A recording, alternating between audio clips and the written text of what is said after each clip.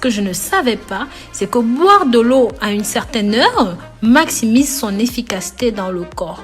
En plus de cette information, ce médecin m'a expliqué quelle était la meilleure façon de boire de l'eau pour éviter divers problèmes de santé et je partage ceci avec vous dans cette nouvelle vidéo.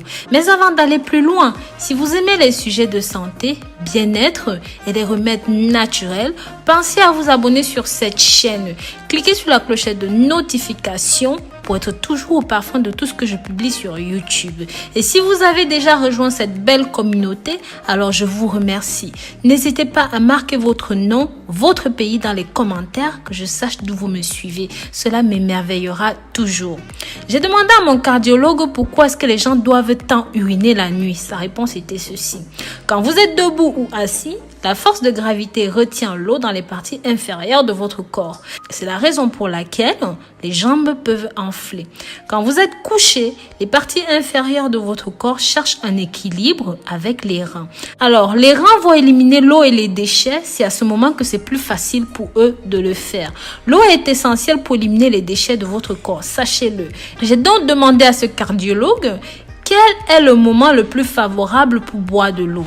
Il m'a répondu ceci. Boire de l'eau à des moments bien définis, ceci va maximiser l'efficacité de cette eau dans votre corps. 2 verres d'eau juste après le réveil active les organes internes.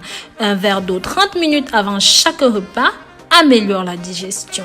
1 verre d'eau avant de prendre votre bain ou même votre douche diminue votre pression artérielle. 1 verre d'eau avant de vous coucher évite un accident vasculaire cérébral ou même un accident cardiaque, ce qui est notre sujet du jour. Donc, boire de l'eau avant de vous coucher évite d'avoir des crampes dans les jambes pendant la nuit parce que vous devez savoir que vos muscles des jambes attrapent des crampes lorsqu'ils sont à la recherche d'eau et même d'humidité. Si vous buvez un verre d'eau avant d'aller au lit, cela empêchera beaucoup de choses.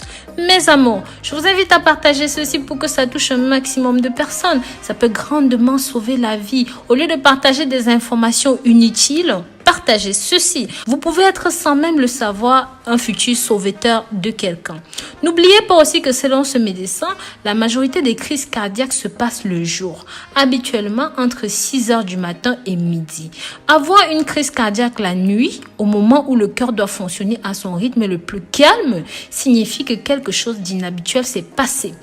Des études faites par des professionnels de la santé dans ce domaine ont démontré que l'apnée du sommeil, le ronflement sont aussi à blâmer dans ce contexte-là. Si vous prenez une aspirine tous les jours, le mieux est de prendre cela le soir parce que l'aspirine a une durée de vie de 24 heures. Donc, si la plupart des crises cardiaques se produisent dans les premières heures de la matinée, l'aspirine serait plus concentrée dans votre système circulatoire et pourront grandement vous aider. Et ceci même à votre insu. Vous devriez toujours avoir de l'aspirine à vos côtés, à côté de votre lit, votre table de chevet, tout ça. Ceci pour la simple raison que si par hasard, et que je ne vous le souhaite pas, vous êtes victime d'une attaque, il suffira alors simplement de dissoudre immédiatement 2 aspirines dans la bouche et d'avaler avec un petit peu d'eau.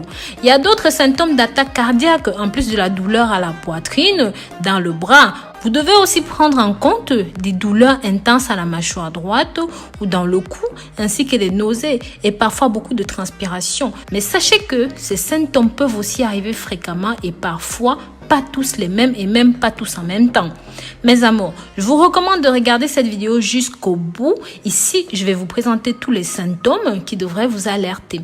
La plupart des gens, environ 60% des personnes qui ont eu une crise cardiaque pendant le sommeil, ils ne se sont pas réveillés. Cependant, si cela se produit avec une douleur dans la poitrine, cela peut vous réveiller et même si vous dormiez dans un sommeil profond, cela peut arriver. N'hésitez donc pas à appeler un voisin ou un membre de la famille qui est à proximité. Prévenez aussi les secours pour savoir quelle est la procédure à suivre. Ensuite, ayez le réflexe d'ouvrir la porte d'entrée de votre maison et de vous asseoir sur une chaise près de la porte d'entrée pour respirer le maximum d'air frais. Puis, attendez qu'ils viennent à votre aide. Mais s'il vous plaît, ne vous allongez pas, ça pourrait causer votre perte, d'accord?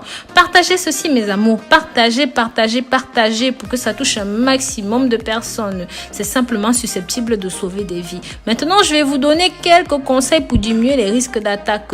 Vous pouvez réduire vos risques de subir une crise cardiaque ou même encore une attaque cérébrale en étant actif, en faisant de l'exercice tous les jours, par exemple une promenade de 30 minutes quotidienne, peuvent aider à diminuer les risques. D'autres mesures que vous pouvez prendre pour réduire les risques sont de surveiller votre alimentation.